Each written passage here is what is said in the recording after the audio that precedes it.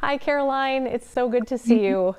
Good to see you, and thank you so much for spending some time focusing on Jodi. Absolutely. So, for those who don't know, again, Caroline Lowe was a reporter, did a lot of investigative work, did a lot of crime stories when she was at WCCO for more than 30 years. So, you know this area well. You know, you've covered many of these types of stories before, but this one is one that really, as you know, captured the attention of us here locally and nationally, and has really gripped us ever since. So, for those who don't know, for those who aren't familiar with Jodi Huisentruit's story, can you tell us what happened that morning? What do we know about her disappearance?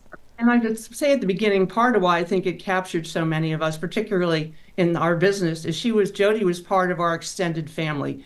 Jodi was a young news anchor in Mason City, Iowa, 27 years old. She was getting ready to do what so many of our people do, just getting ready to go to work on early in the morning on June 27th, 1995. As she was approaching her car, somebody attacked her from behind and she disappeared. There's been no trace of Jodi since that morning. She never made it to work. There have been a lot of rumors over the years, a lot of speculation about what happened, but almost 30 years later, we still don't know where Jodi is, what happened to her, who took her. Over the years, I mean, I know we could speak for hours on where this investigation has gone, where it's taken authorities. What have been some of sort of the highlights that have popped out at you? Any persons of interest? Any searches where they thought maybe they were going to be able to find something? Where have they gotten close? Anywhere? I think have to say almost 30 years later, we have no indication they're any closer than they were. I hope they were. As you remember back with Jacob Wetterling's case, there was a very quiet summer publicly when a lot was going on in terms of finally resolving that case, and police were led to the man who took Jacob, and they finally found him. So quiet doesn't necessarily mean nothing's going on. Investigatively, police share very little publicly. Part of what's gotten attention lately is there was a search just a few weeks ago in tiny Winstead, Minnesota, a good 3 hours north of Mason City. And that's the first kind of public activity we've seen in years. Prior to that, 2017, there was a federal grand jury looking into a former friend of Jodi's. Nothing came of that. Same federal, or a similar federal grand jury also looked into Jodi's case just in the first couple of years after she disappeared. Lots and lots of ups and downs. I'm part of the Find Jodi team, which is a volunteer group of journalists. And until just last week, we had a Woodbury police investigator, retired investigator Jay Alberio, who sadly just passed away. And we have been down this path so many times with a tip or a lead, or we think this is it, and it goes nowhere. So much of what so many Minnesotans remember for Jacob. You think this is it, and you see a focus on one area, and it turns out not to be who was involved. So it's very, very frustrating. It's frustrating for us, but most of all for those closest to Jodi, her loved ones, her friends, and her coworkers at KIMT-TV in Mason City. They just don't know, and it just goes on. And as I said, we're approaching a milestone anniversary next June, preparing for that. We know anniversaries are significant, not just for the family, but for whoever took Jodi. So we worked very hard at Find Jodi to help keep her visible. We keep billboards up in the city. We have podcasts, just keeping her out there, hoping that one of these days, this is it, really is it. And can I ask you just specifically about Winstead, just because it has been in the news lately, and I think people are wondering what is going on there? What do you know about Winstead? Unfortunately, we don't know very much. We first heard about Winstead a few weeks ago when we received an anonymous email from a follower just saying there'd been a story in the local paper saying there'd been a search there, had been the presence of police from Iowa, which caught their attention, a search and rescue team, and a film crew, no specifics. And person reached out and said, wonder if it's Jodi. As we started looking into it, we reached out to the Mason City chief, who confirmed that's why they were there. He didn't share anything more than that. And we reached out to the Winstead chief, who basically said wasn't his case, it was Mason's, it was elsewhere.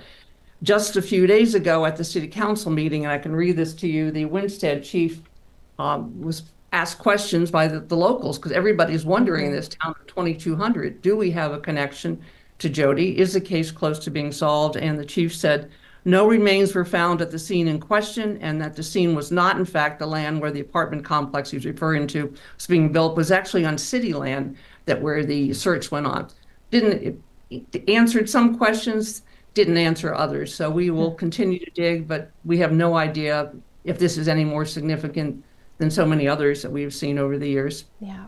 Speaking of that, I wanted to ask you, so if you go online and you try to research Jodi, one of the things you'll notice, and this is on a Wikipedia page, that she was declared deceased in 2001. Can you explain that piece of this to people who that seemed a little confusing to me? Well, I think we should clarify, first of all, that was not from a medical examiner or anybody in law enforcement. That was a procedure her family went through very reluctantly. They had her declared legally dead in a civil proceeding. That just allowed them to continue with a lot of the paperwork, her accounts, that sort of thing. I don't think they hold out much hope that they're going to find Jodi alive. They're hoping that they want her back, to bring her back to Long Prairie, Minnesota, to have their final goodbyes. But that was just simply a civil proceeding, not a criminal proceeding. Okay.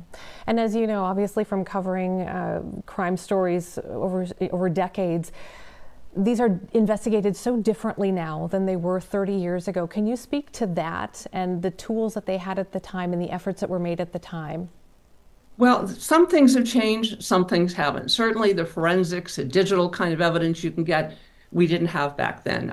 We didn't have the advancements in DNA, and I think all the things we've seen recently, including the case last week with Mary Schleiss, which I'd covered years ago for CCO, DNA, familial DNA cases. In Jodi's case, sadly, it's probably the toughest case I've ever covered with so little evidence. There were no eyewitnesses, no video, none of the kind of stuff that so often you see nowadays. There may be some DNA evidence. We know there was a partial palm print found at the scene, and nowadays you can lift DNA from something like that. They have Jodi's DNA, but what we don't have at this point that we know of is whoever took her's DNA. Nobody called police for 3 hours. They thought Jodi had just fallen back to sleep. She had overslept that morning, so there weren't any real suspicions that something happened. So whoever took her got a 3-hour advancement. Jodi was very easy to target. Her phone number, home address were listed in the phone book. So if somebody were a viewer or anybody who were stalking her, she would have been a very easy target. And we know that she had some sense that something was going on, whether it was connected to what happened to her or not. But she told some friends about taking self-defense courses as recently as March. And just that previous fall, she made a police report about a person in a white pickup truck who had been following her. And as you know from being in the business, you get a lot of attention being out and about, being an anchor. And for something to get to the level of calling to the police and reporting it, it had to make her feel much more uncomfortable than just somebody staring at her or curious. Yeah, and just like with Jacob's disappearance, with Jodi's, it really, the ripple effect, again, with Jacob, it was with parents and children. With Jodi, it was with young women, and it changed. I just remember it changed everything in the way you thought about personal safety. So it was such a turning point in our state's history. And it's so interesting. I mean, Jacob and Jodi have been sort of two of my main unfinished businesses, if you will. I live in California now, and covered both of them. And ironically, sadly, Jodi actually covered Jacob's case. I don't know if you're aware that she interviewed Patty Wetterling a couple of times and actually been to Jacob's house. And just to have, and she was born in Long Prairie.